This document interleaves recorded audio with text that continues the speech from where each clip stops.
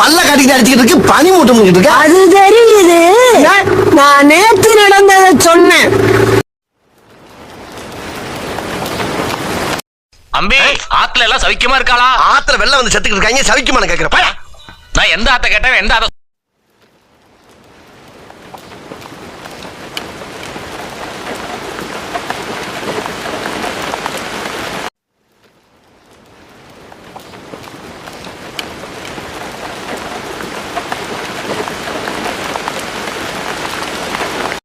இந்த பக்கம் பார்த்தா சோன்னு மலை, இந்த பக்கம் பார்த்தா சோன்னு மலை.